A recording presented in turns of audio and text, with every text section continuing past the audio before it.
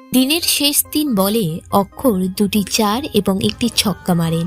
ভারত যে ম্যাচে কতটা দাপট নিয়ে খেলেছে সেটা বোঝার জন্য বোধহয় এই উদাহরণটাই যথেষ্ট। রবিচন্দ্রন অশ্বিন এবং শ্রীকর ভারত বাদে সব ব্যাটারি বড় শট খেলতে গিয়ে আউট হয়ে যান। দিনের শেষে জাদেজা অপরাজিত ৮১ রানে, সঙ্গী অক্ষরও অপরাজিত ৩৫ রানে। শনিবার সকালে আরও কিছু রান যোগ করার চেষ্টা করবে ভারত।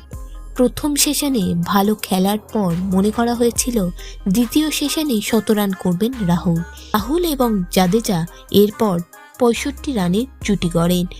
৮৬ রানের মাথায় আউট হন রাহুল, কিন্তু ভারতীয় ব্যাটারদের উইকেট ছুঁড়ে দেওয়ার ধরন দেখে খুশি হতে পারছেন না সুনীল গাভাস্কার।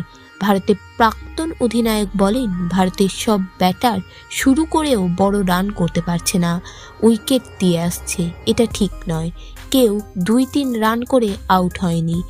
ইংরেজ বোলারদের যা অবস্থা তাতে জাদেজার সঙ্গে ভুল বোঝাবুঝিতে অশ্বিন রান আউট না হলে হয়তো তিনিও রান করতে পারতেন। ভিডিওটি ভালো লেগে থাকলে বাংলার ক্রিকেট চ্যানেলটিকে অবশ্যই সাবস্ক্রাইব করে দিন।